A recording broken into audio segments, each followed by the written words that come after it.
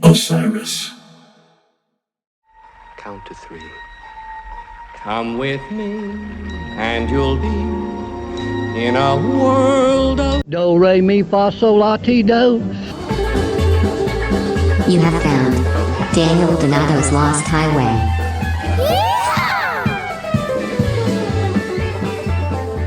that lost highway.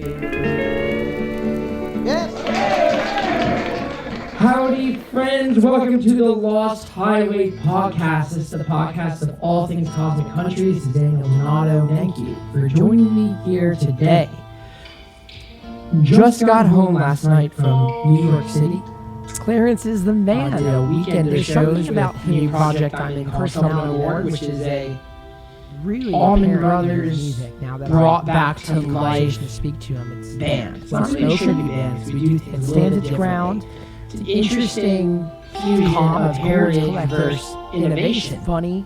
It's very serious And riddled with shadow behavior. During this trip, Most beautiful. I was reminded it of is individualized something and that one of my very first mentors in music mind, first heart, told and me. soul and voice could do. This was when I was 14. Please indeed. And check I out was his wrapping music. I'm up sure you already cables have. at the end of the show. We played from 10 a.m. to 2 Go and p.m. check that out if you on a haven't Saturday in already. Nashville, Tennessee. It was Rockin' Randy Hall. He's on And he tour had told a lot me this year. when I was wrapping up all these cables, next he year. goes, "You're a really smart young kid with a lot of intelligence. So see him when you can. Wait till you get some wisdom in your It's shoulders." intimate. It's full of And story. so what I'm sharing with you guys here is the idea, the difference between wisdom and Cosmic Country is on intelligence. tour. Pretty much Wisdom the and rest of the year. intelligence. We're gonna hit a If lot you are a of person this that year. perhaps has Next high week, intelligence, or if you're like me where you have a sufficient amount of intelligence, Exposure. wisdom is something that you want, and it's something that you'll find in time.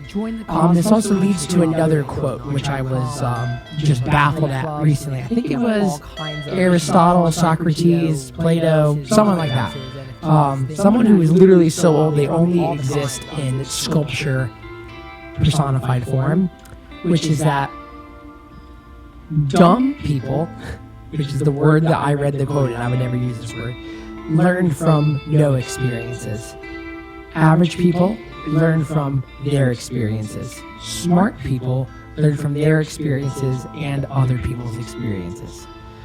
When I was wrapping up all these cables when I was 14, I was wrapping them all hurriedly, all stressfully, and then the cables were not harmoniously wound up. They were not organized. And if anyone who's ever wound up any cables, whether that be micro USBs for your office, or if you're a musician, a quarter inch or an XLR of some kind, you'll learn that there is a very zen and artistic way to wrap your cables. And these are the things that wisdom teaches you. Wisdom teaches you to take your time, to be present, to accept, to not judge, and to know less and to see more.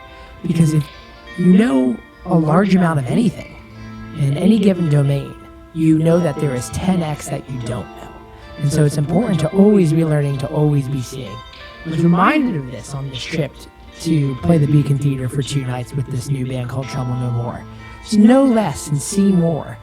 I was able to bring to the table my palette and tapestry of experience, taste, character, personality, intention, and most importantly, vision. It's a really big deal. Holding wisdom over a pedestal of intelligence. I think that is something that will behoove you in your travels and your experiences and your trip of the simulation that is life. Wisdom is greater than experience. Take the time to know less and to see more and to accept that you don't know. It's brilliant. We were able to go through 30 songs in 3 days. We rehearsed 9 hours a day.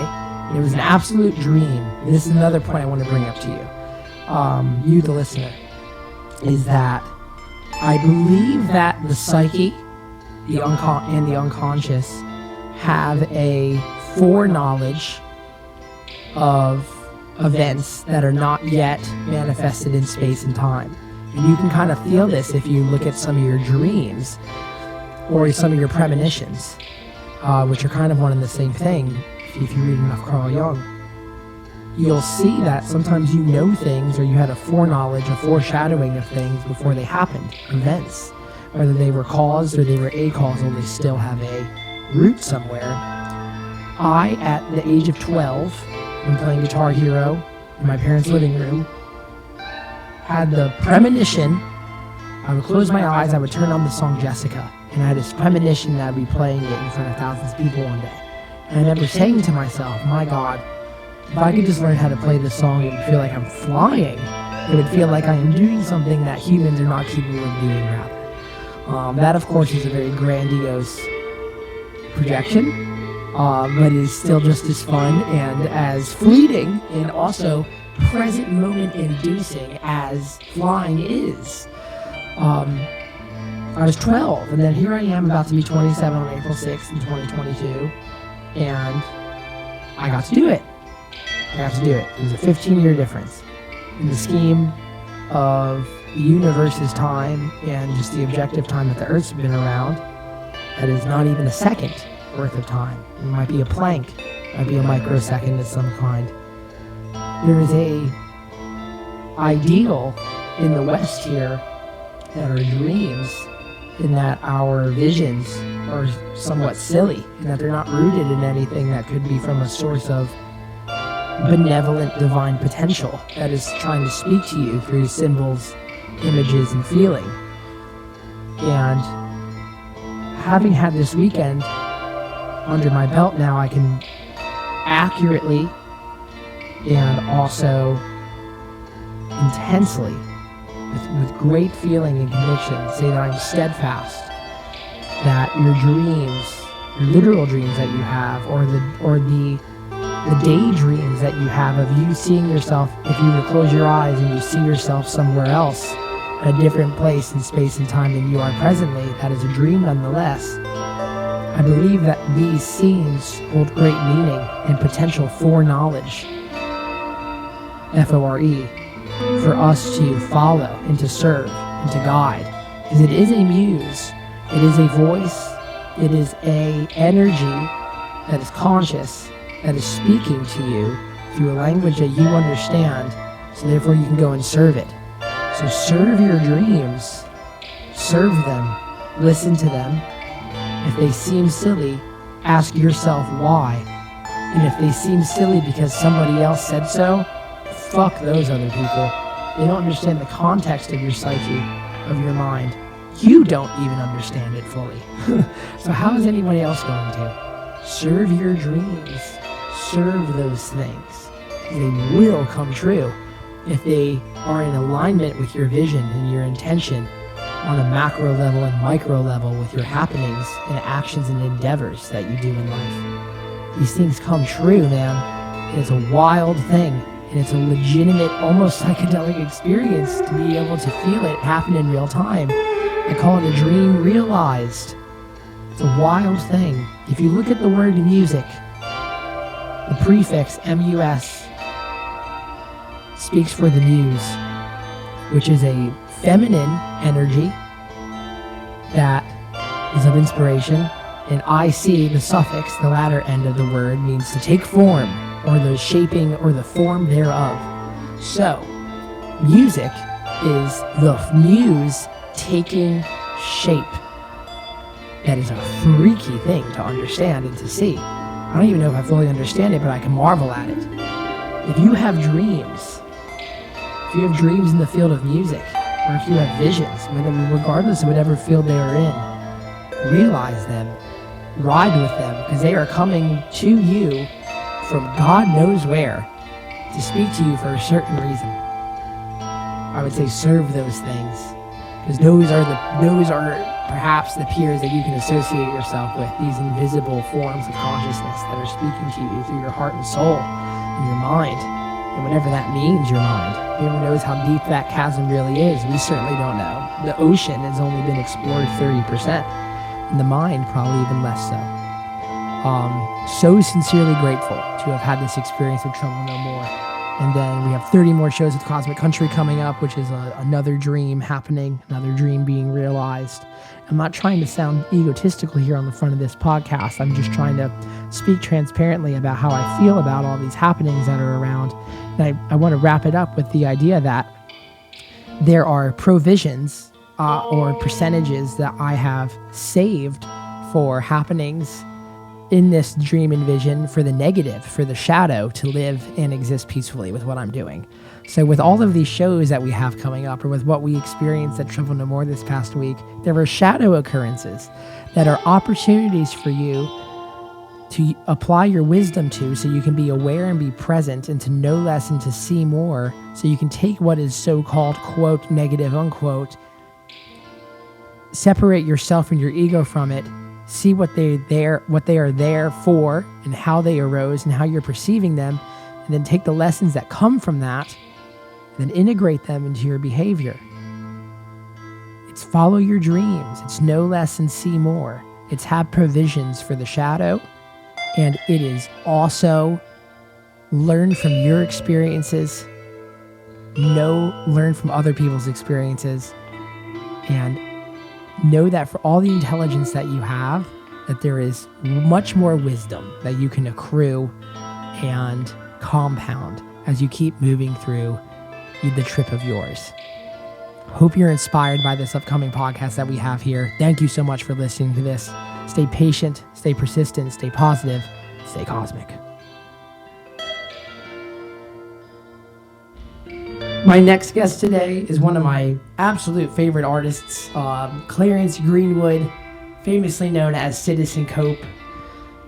He does blues, he does soul, he does folk, he does rock. He's played with Santana, Richie Havens, Eric Clapton. His music has been in movies, Accepted, The Lincoln Lawyer, Fracture, Cold Case, the TV show, and he's just been a staple in the live music scene for decades now. I love his music, and I saw he was coming to Nashville to play an acoustic show at the Brooklyn Bowl, and I was able to get in touch with his tour manager, and we had some gumbo in his green room that he had made for the crew, and we were talking about life, we were talking about touring, talking about family, talked about psychedelic substances, non-psychedelic substances, the state of the music industry, how it's changed since he started, how it's changed since COVID.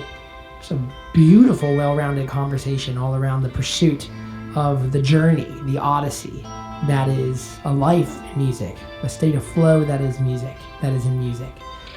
Hope you guys enjoyed this conversation, this very cosmic conversation with Clarence Greenwood, my friend, Citizen Cope, y'all. You want to have them turn the house music down a little bit? No, it's all good. Yeah, totally fine. Man, I saw this as you said it's your last tour for a while. Yeah, it's just tour, but I'm gonna still play, but I'm just not gonna tour properly. Just play local in your No, I'm gonna spot? play like destination shows multiple nights. That's the plan. Yeah, good. Just play less. I was do getting more worried, recording. like you're saying you're gonna... No, just do more recording and kind of like make it more like an event when I'm playing a show. You know. Yeah. Yeah, that's a real thing, man. You can almost play too much. Yeah, definitely. That's the thing. Thank you. Thanks, Jenny. Yeah, man. Huh? That's great. That's great stuff. I saw this as like, you guys have an extensive tour going all the way through February. Yeah. Yeah, that's Yeah. wild. Well, now Canada's kind of in question, Right. and so we might have to move some of the tour, including some of the East Coast states, because of this COVID. So, yeah, so I'm just going day to day. Like, I didn't even know. When I came out, I was like, I don't know how long it's gonna last. So Well, just because of COVID. yeah, that is how it is. It's kind of a crazy thing though, because like you're always day to day, like regardless. Like, Yeah, exactly. you know, So it's I just figured, I was like, well, it's always gonna be. I feel like it's gonna be this for a couple of years, so it's like, might as well just try. And if you get taken off, then you get taken off. Damn, man. Yeah. That's a brutal way. It's a brutally honest way to look at it too. We're trying to do the same thing right now. We're hoping nothing gets canceled. Like, Yeah. You know, but if it does, that's okay. Yeah, man. It goes on. It's just like, I think, if you go out there and try to do it, it's good. Bukowski said don't try. Hey, it's best not to try to do anything here. He's completely right. You know, isn't that so interesting? I just started thinking about what he meant by that. It's like, damn. He meant like, don't try. Well, I mean, that's an old, like, philosophy, too. I mean, obviously, goes pretty far. But, I think there was artistically times of, frustration with him, obviously, especially early on and not being recognized. It's probably difficult for him. Yeah, that is a road. That is a real road of not being recognized. It's a dark road to go down if you want to. It's easy to go down there. Okay, that's the shit I love. How so? What do you mean? Nashville's full of that. Well, I think everywhere is. We deal with it in the arts, and I was just positive, so. Oh, cool. Yeah. I'm all right. good. All right. Cool. I was listening to your team. No, fuck that. Yeah, man. The Mask too. They don't really doesn't really do much. No. Yeah. Where were we? You're talking about the darkness. Oh yeah. I love the darkness. Yeah. Somehow this darkness has got to give. Yeah. Well, It gave for Bukowski. He found it at the end of his life. Yeah. He had a long fucking life of misery. I think, they say that whatever finding it is, if you're recognized at a certain point, Well, if you're not at that point where you need to be, it doesn't matter, if you're not, I think that goes back to the thing of him saying, to not try, where he had to get to a point where he kind of let go of a lot of the things that, the ego brings on in this world of entertainment. yeah, man. The ego's the thing. Yeah. That's an interesting conundrum. Yeah, the ego will get you to substances, Yeah. Notoriety. I mean, actually, that what we talk about, what we pursue, can actually take us down. I know it's a snake that eats its own tail. Completely. It's the Ouroboros. It's like, whoa. This is an issue now. That's a real thing. Ego is weird. A lot of people say don't have an ego. I wonder if it's how you integrate your ego is the more wise way to look at it. I think it's whatever. I think an ego is necessary in certain things, Right. or confidence, whatever they call that. Whatever they call it, right? But I don't know if that's really what confidence is ego. I don't think that I don't is. think so either. Yeah. Yeah. Yeah. Confidence changes too. I'm sure you've thought about that. It's a recent thing I've been feeling. Confidence changes as I change. Right. Like me feeling confident now is different than a few years ago. The values and the approach to it. Yes. It's like a moving target in some ways. Yeah. Confidence though, man, to go and play a whole set on your own. I just did that in New Year's in Bozeman. To a room about this size. Yeah. 2 nights and it was strange. Yeah. I like having a full band. That's definitely a confidence in self to be up there. I definitely love having. I mean, I really wish my guys were here, but one of the guys is positive. What a drag. So I was, and I'm loving. So I started playing with some new guys, and it's feeling really good. But I did this.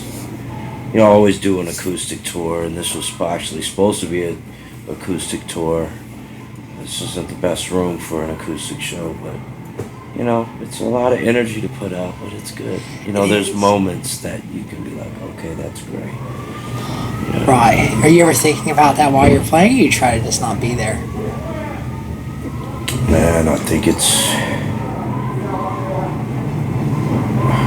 live is such a weird thing between the adrenaline. Yeah.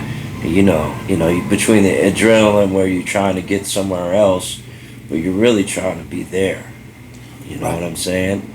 So it's like you're not trying to escape it, but you want the energy to kind of have its own thing.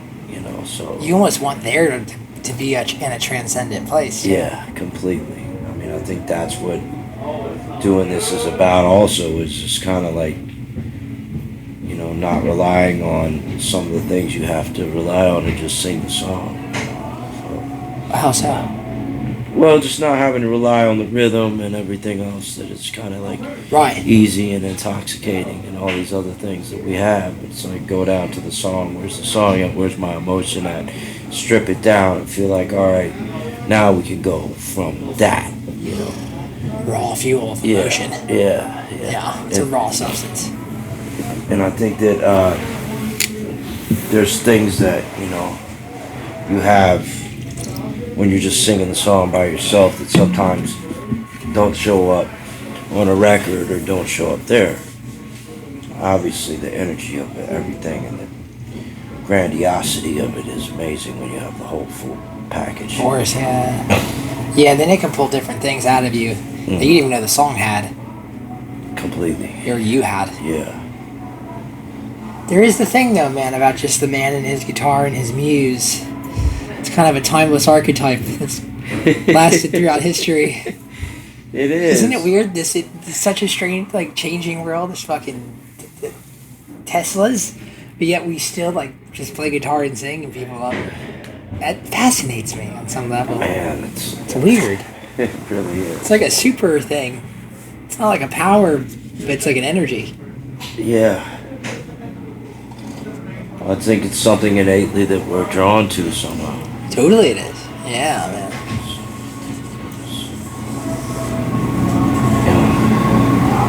They say it isn't rocket science, but it seems to be sometimes. Oh, wow, there it is. That's brilliant. I love that. It seems to be sometimes. Yeah, I mean, you ever notice how, people, they always say, oh, it's not rocket science what you guys do. And then it's trying to mix a record sometimes, there is some balance in science. And yeah. I mean, that's why those guys were engineers, engineers a long time ago. When you make your records, are you involved in that way? Yeah, pretty heavy. Yeah, mixing and making sure everything fits in the scene. The picture well. Yeah. Really? Yeah. Yeah, me too.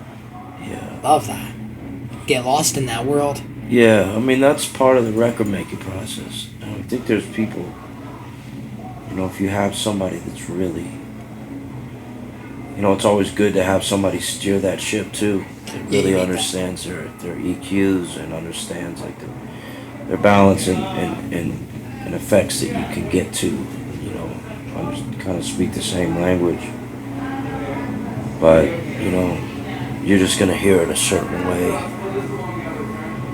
And it's good to try to get that back and listen back and say, oh, I was completely off on this. But know where your ears are. Right, and your meta ears too. Yeah. Because it's what you hear in your head is way different than what you hear. Completely. And that's the name of the pursuit. It's just fun too, right? Yeah. Yeah, man. Yeah.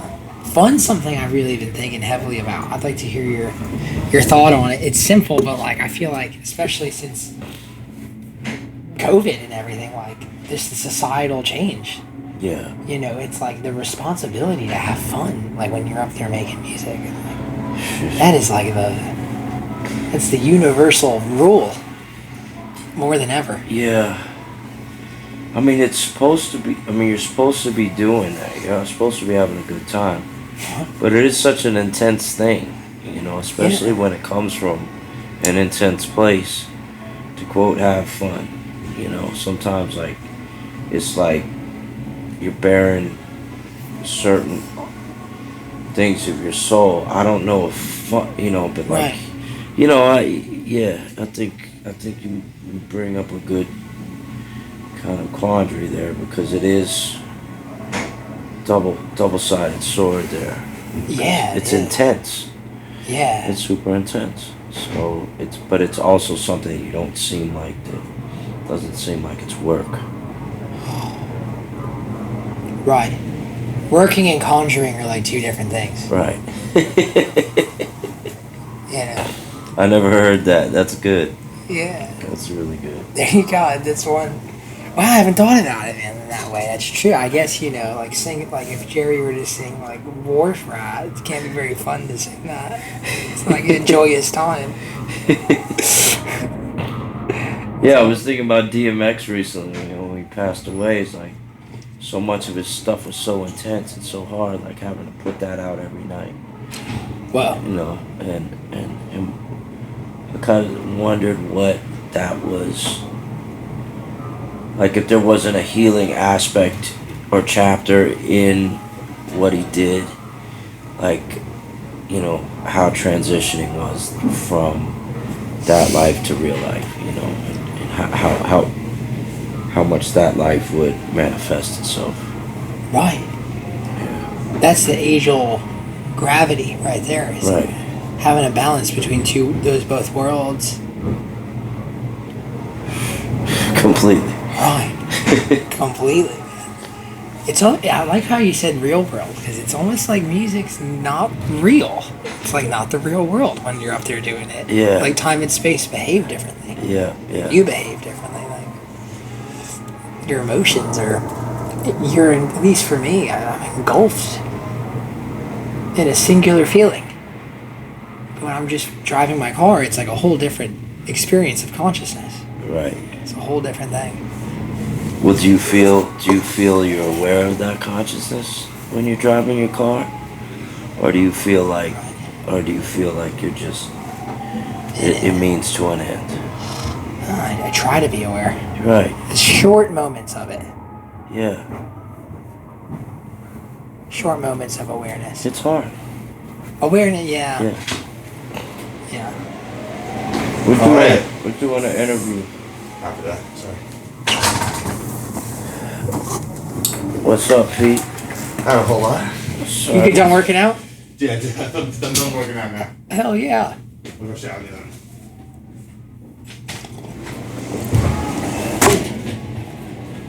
Yeah, awareness of consciousness. That's one I think about all the time. That's a hard one. Yeah. That's a hard one. Music is a trick to awareness. Oof. Yeah. It feels like. Yeah. I mean, it's starting to make me think that's the point. You know what I'm saying? And it's probably what we started doing it for, but then it takes us in a whole circle.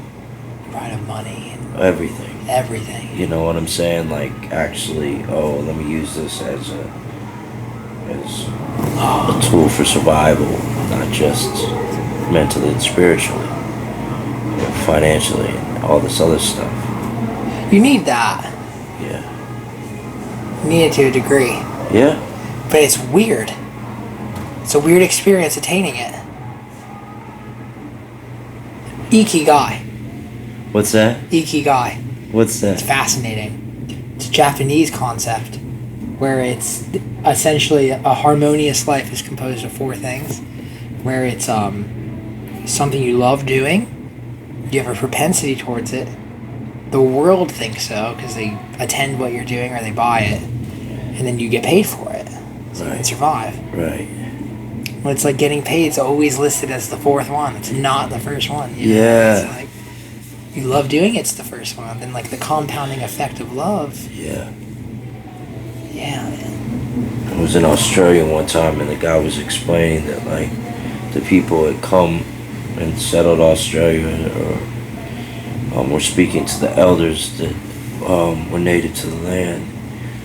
And I was like, well, we first get our foundation. They're kind of like tree of life, and then we were able to put get ourselves safe, and then put a roof over our head. Then we could put a family, and then we can make our money, and then we can think about how to spiritually ascend.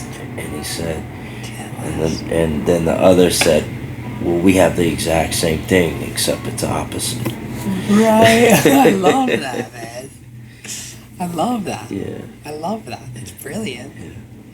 I feel like we're in such a time where that focus on the spiritual component of the present thing you're doing, people think it's a luxury.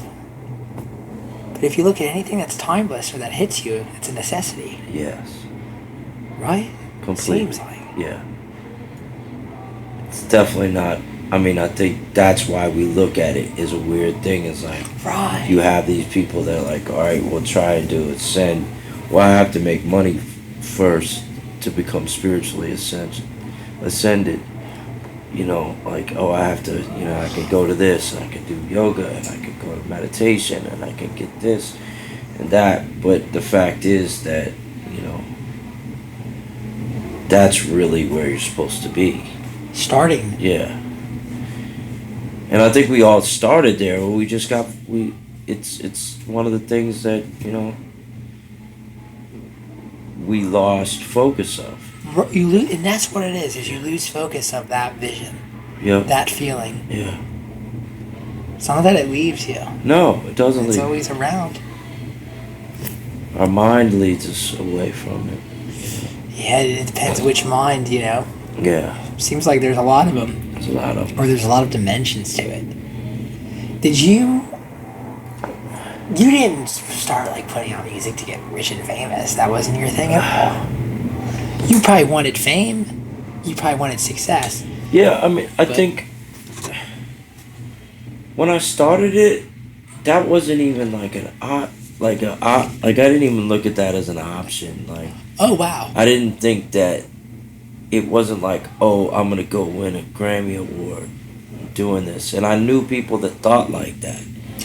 You know, I knew people was like, or I've even read about people. It's like, wow, when I got on the stage, I knew it was just something I had to do. Or, I think people are full of shit a lot. yeah, and I'm like, cause like I didn't have that. I didn't Yeah. like have that, you know, come to God moment. Like when I got on stage, like I was, Merlin and the sword. Like, I was scared as fuck. You know, I was scared. You know, yeah, but it was even terrifying. Like, but even just playing, Daniel, it's like, I think I just started because I was like, I thought it was cool, like it was interesting, and I was just something you could just.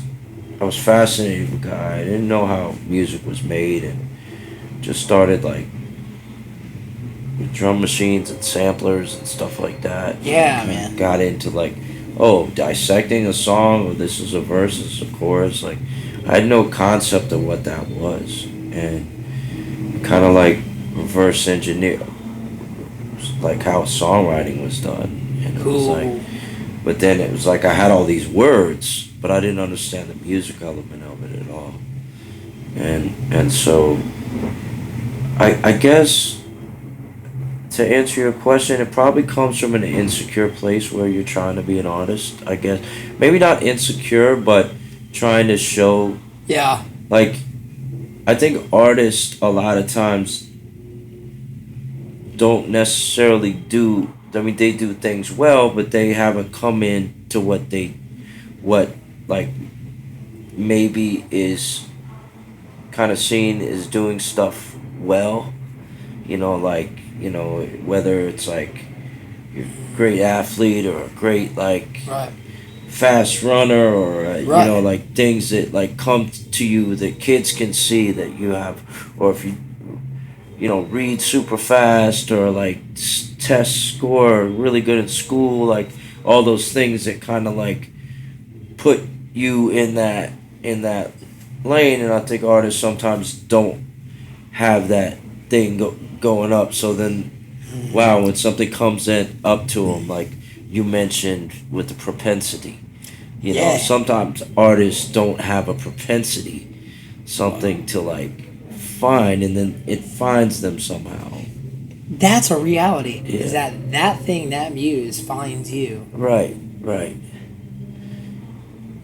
And you might have tried to do something else, and you know, it was like put all your heart into like doing something, but it wasn't. Damn. You know, that wasn't it. Did you have anything like that? I don't know. I just thought that there was gonna. Very curious about vision. I really didn't think. I knew that there was something better than like. Right. Not better, but there was something that would suit me better More meaningful. than have like a 9 to 5 and work for somebody else and have like, you know. Yeah. I don't know. I didn't have a vision for anything, but I knew that there would be something greater than that kind of thing. Like just following the waking up at school and doing your work, and then like that being your life, but a different version of it for the It rest of literally your is life. that. Yeah. You know, so I never looked at a clock again after I went to school. You know. Yeah. Whoa. Are you loose on time? Would you say mu- you're loose on time like that? No, but I kind of like have an inner clock to know what time it is. Like I don't know what time it is now, but it would be cheating because I knew we started at a certain time. But you know, like I don't have to use an alarm clock or whatever to wake up or anything like that. But That's great. I think that You wake up when early. when I say I didn't look at a time, I just said basically I don't feel like, oh man, you know, when's this? You know, I remember when you were a kid, like, look, if you went to school or whatever, you'd be like, looking at the clock when the school day is over. All day. All day. Whenever it's something I don't like doing. Hmm. Yeah, I think Bob Saget, rest in peace, said when you're having a good time, there is no time. Right. Man, Bob, man, I had dinner with him a couple times through the mutual friend. We're at Craig's. No, I had a mutual friend of his was this guy that actually passed away. Was named Brad Gray. Was a producer. I mean the restaurant in L.A. Oh no, That spot. we ate at his house, Oh, hell yeah. and Bob's mom Dolly was there, and I sat and talked to his mom for a long time. Fascinating woman. That's a real experience of consciousness right Yeah, there. yeah. Whoa. And that's a rough one, man. That's wild. Yeah. The fragility of all this thing. You're gone. You're gone. It's like, what is this? I couldn't believe this. All I've been thinking about since he passed. Where were you raised? Here. Okay. Yeah. Family's from New Jersey, though. Really? Yeah, New York. So you've been here for a while. Yeah, since I was a little boy. Oh, congratulations. Yeah. Well, I love it here. Yeah. You're from Memphis, right? I was born in Memphis, but I was raised in D.C. D.C. Yeah. It's a different world. Yeah, it's a different world. And I spent my summer in Texas, a small town called Vernon. Where's Vernon? It's like 3 hours west of Dallas. Great. On what they consider West Texas, but it's not like on the map of Tyler. West Texas. Yeah, Tyler's in the house. Yeah, it's not far. I like that part of Texas, man. It's very photographic. It's kind of like that movie that, you know, great picture show, but also they did this movie called recently that had Hell or High Water. That had, Oh, yeah. had a lot of those small towns in it with Yeah. bank robberies and shit like that. Yeah, right. Pretty good. Yeah, different time in America. Yeah. Yeah. Time kind of stopped there. Right. Yeah. Yeah. And that's not a bad thing, depending on what you're doing with your life. Yeah. Well, it's funny because it did stop, but it didn't stop in the tradition. It's like also kind of like it went from like a lot of small stores to Walmart. So it's Yeah. like you're still kind of, it's like small towns became so dependent on corporate that, you know, it became like a lot of small farmers getting bought out by corporate. It's happened in my town, Spring Hill. Yeah, and it seems like I'm interested in when that migration is going to go back to the small town, you know, like eventually. Where like, because infrastructure is there. But everyone had this idea of going to the big city, and cities became big suburbs. Yeah. Man, I've heard of a lot of people leaving big cities just because of the way the government's behaving. Yeah. And a lot of them, they move out to like West Virginia or Virginia and Texas. Yeah. It's a big one. A lot of Montana, people. I'd Wyoming. love to go to Montana, live out there. Montana's amazing. I was just out there for New Year's for the first time. They got a trick. They try to keep like real quiet because they don't want anyone else knowing about that shit. It's like your backyard is the Yellowstone National Park. Yeah, you know there's Country pays for it. Right, man. Yeah, I'll pay taxes for that. Yeah, I mean, yeah, your backyard is that. It's great. I was driving to the airport in Bozeman, and my friend Griff, we were so high. It was absurd because it was the first day of recreational cannabis. Yeah. It was the 1st of 2022, January. Wow. On terms of In Montana? yeah. Oh, so it's not recreation. Okay, it's just. It is now. That's great. It is good. It's really good. It's a waking up to a reality. I never thought that. I did not think it, but it's funny that we all knew that this was going to happen. I hope so. Like a typical, 13-year-old kid who smokes his first bag of weed is saying, why aren't they should legalize this, they would make a fortune. Well, I think Pfizer's doing it. Did you see what recently happened with all that? What? Okay, Pfizer acquired this cannabis company for like $7 billion in like December.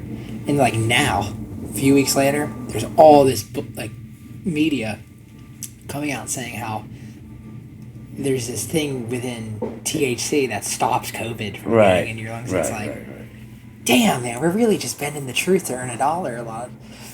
But on this Bozeman thing, man, I was so high. We got out of the car, and I said, "Dude, stop the fucking car, Grip."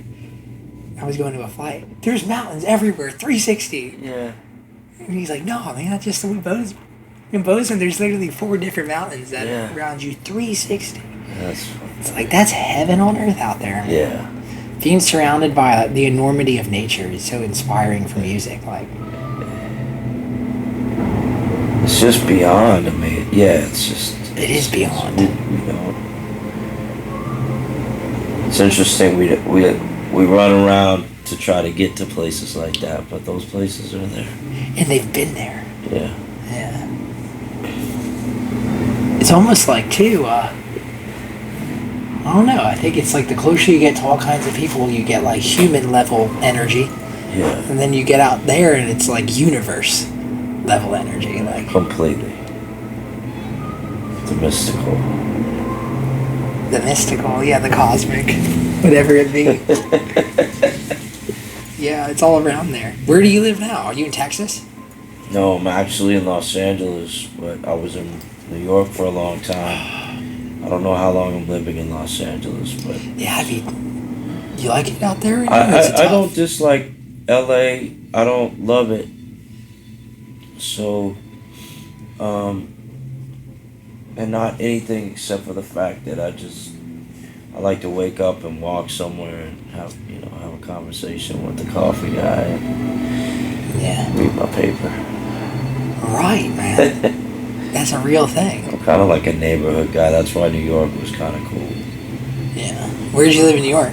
I live in Brooklyn and Fort Greene. I live in Lefferts Gardens. Oh, yeah.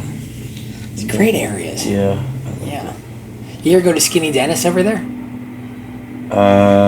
Where's that? Williamsburg.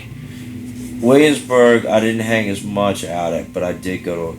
A friend of mine lived in a place called the Glenwood Hotel. Not familiar with that one. Oh yeah. Yeah. So it used to be a hotel, day to day hotel, and they had this big sign on it that said absolutely no firearms, no drugs, no prostitution. Big sign as you're walking up these stairs, and you get up in there, and all there is drugs and prostitution. Yeah. In that order. Right. Whoa. But people like rented it for the night or the week. And my friend was a busker, and he was, basically living there and busking. He had a situation where he was delivering weed, and then he stopped delivering weed and got caught, and basically got all out of that whole thing. Did he go to jail? I think he went for a little while, but not too long. Good. Yeah. But everyone I've known that's gotten caught hasn't gone for a while. Yeah. They got out. And this was a long time ago. What's a long time? I mean, this was when it was still illegal. Yeah, right. But he went in for a little bit, but I think he got out. So. But he lived in this hotel. It was like just crazy, crazy people in there. Yeah. It was kind of its own ecosystem in this small little hotel. New York is the ultimate fishbowl Yeah. of consciousness. It's wild. Yeah, man. That's a wild thing. The observation of the wildness that city has and the beauty of art that it comes out of it. Yeah. It's absurd. David Byrne's someone I recently just like started really getting into. I don't know if you've listened to him too extensively. Yeah, he's a genius. Yeah, absolute genius, right? Yeah. It's like, which is a word you don't throw around. Nah, I mean, just his whole idea of like what he's done with the songs and the performance stuff as well. On top of that, I saw some of his recent. They did the whole thing on a show. Yeah. Like, wow. American Utopia or something like that. I've seen that. Yeah, it's always a good commentary on humanity in a way that's not obvious at first.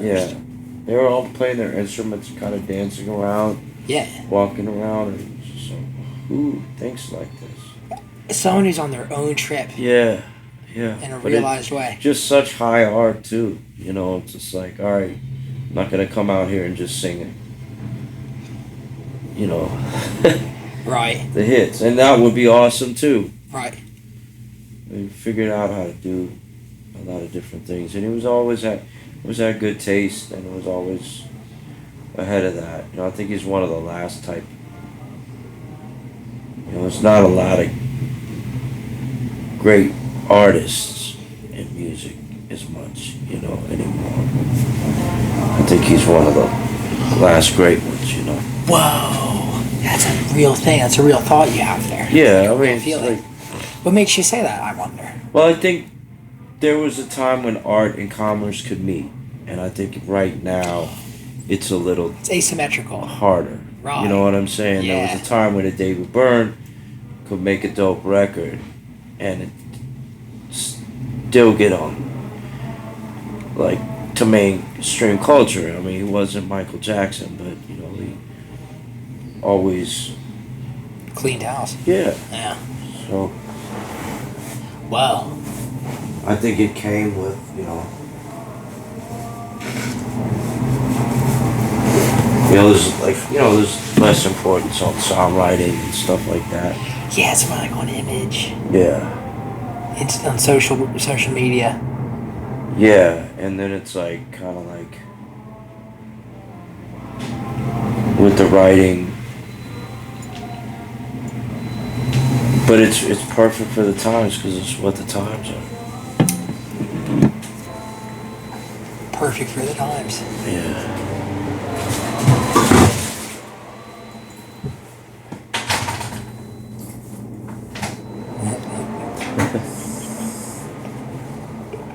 That's great, man. That's leads me to a good question, man. Do you think there's just less talent now, or do you think they're just less heard?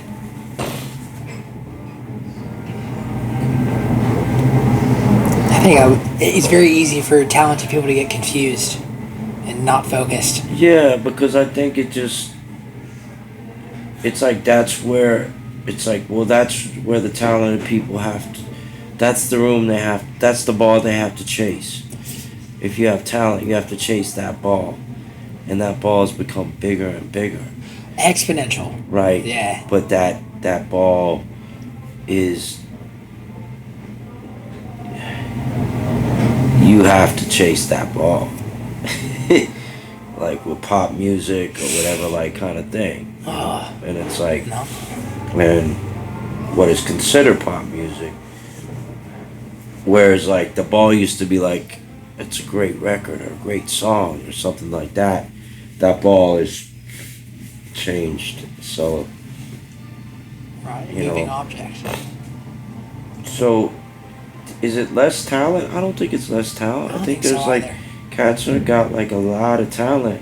There's more talent than ever. Yeah, honestly. and there's like people that really are putting their emotion into it. But I think that it's the same struggle any artist has ever had. Is like, how do they get to that level and then ascend themselves as an artist? Like the Beatles had to, you know, play the game, whatever they played, to get to Sgt. Pepper's. You know, Ah, you know. So it's like they still had to So the question is now, are these guys doing this now?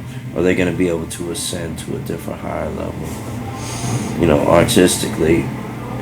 But, or was it just trends, or is it just whatever it is? A wave. Yeah. Waves are weird. Waves are always happening. It seems like you want to get on at least one in your life. Yeah.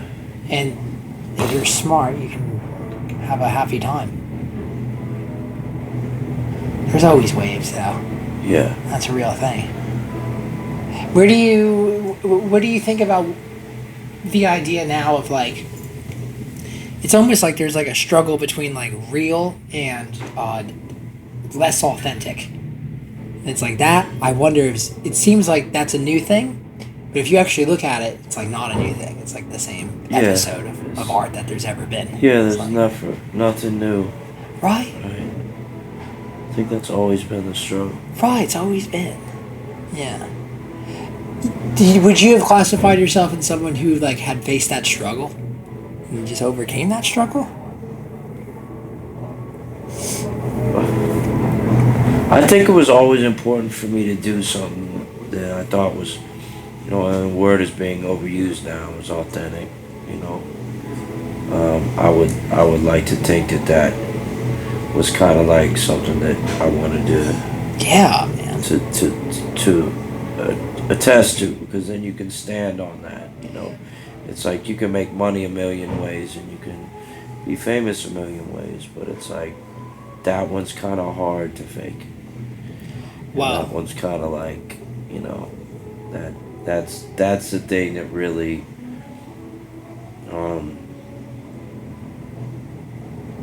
has the power. The power. Yeah, that's what takes your stuff to where it has to get, and then that's what you can feel good about. Like we talked about confidence. It's something that, like, if you put everything into something and it authentically came from somewhere pure, then, no matter how many jets it bought you, or if it just bought you a tricycle, you did something. Right, you do. Yeah. You do feel it. You do know it. Yeah, man. And that's the payoff. And we get twisted. We get it twisted. We do get it twisted, don't we? Yeah. And I feel like we get it twisted because somebody tells us to. Like they give you the idea. Those other people are, expectations, right? That's a big one. Expectations are from you, yourself, other people. Yeah, society, people who even know. Yeah. That's a real thing.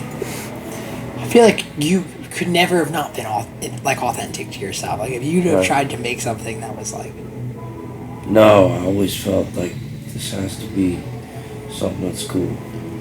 And you were talking about how you didn't understand song structure, but like, man, you could relate to song structure. I feel like it's relating to something is more important than understanding. Yeah. Well, I didn't. Some people understand music so well in this town. Yeah. They can't relate to it anymore. Right. And it's a weird thing to observe. Well, some people that have so much talent can play so many things. Like Prince talked about that. What did Prince say about it? He said, imagine I can play everything I want to that's in my head. And my genius is the shit that I don't play. And so it's Brilliant. like, you got players that can play a million things, but it doesn't have any soul. Sometimes, like, what's limited is I can't play a lot. So I just put my heart into it. Whoa. Right. So. That's great, man. That's a beautiful process. You know what's crazy about that, too? It's like, that process, that's probably like the most you could explain it. Yeah. It's like, I just put my heart into it, where it's like, well, how? It's like, I don't really know. Sometimes it's all you got. Whoa, come on. It's just back to that thing. It's like, whoa. Yeah. I can't play guitar real fast. I don't have 5 octaves. Right. Right. It's more like 5. You got like 5 frets you're working. Yeah. Right. It's like, damn, it's real though, man. That's all you need though. Yeah. That's a wild point. I haven't thought about it. Sometimes your heart is all you have. And your intention. Yeah. Feeling. Wow. That's because if it's genuine, somebody's gonna relate to that, right? Yeah. And you know it's genuine when it's the feeling is there. Yeah. It's weird that it's such a vague thing. I wish there was like a genuine meter. What's that? I wish there was like a genuine meter. Like you know, like when you have a compressor and there's a little ticker. Yeah. That's, that would be I good. would love that. Yeah. I have one more question for you, man. I'll let you go. All right. What are your thoughts on abandon when playing and writing? Abandon. Letting go. That's one I've really been thinking about and feeling and listening for in people. Abandon. And I think it applies to everything. Writing, singing, performing. You might not have thought about it, too. I haven't, but I mean, I think it's an interesting word because, I think as artists, kind of, we've been abandoned sometimes. And then we have to live by this abandon. You know what I'm saying? Yeah. And so, Wow. now, I'm not saying we've been abandoned, like people throwing us away or whatever, but it's just like, I think that's why the word is interesting, that, people have,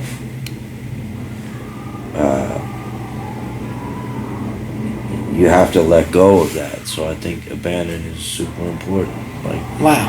To have that, to let go of that, just, like you let go of other things. Yeah. Yeah, you do have to let go of things. Or let them let you go. Yeah, that's real too. Yeah. Yeah. Let them let you go. Yeah, Right. you gotta let it. It's gotta let you go. You It's can't trying let it to. go. Yeah, I mean the thing is, you always think about how do you forgive yourself, or how do you forgive other people, or how do you let things go, your past and present. It's like Acceptance. I think it's basically it has to let go of you, right? And as much as you want it to. You're trying to stop drinking liquor. That liquor's gonna have to let go of you before you.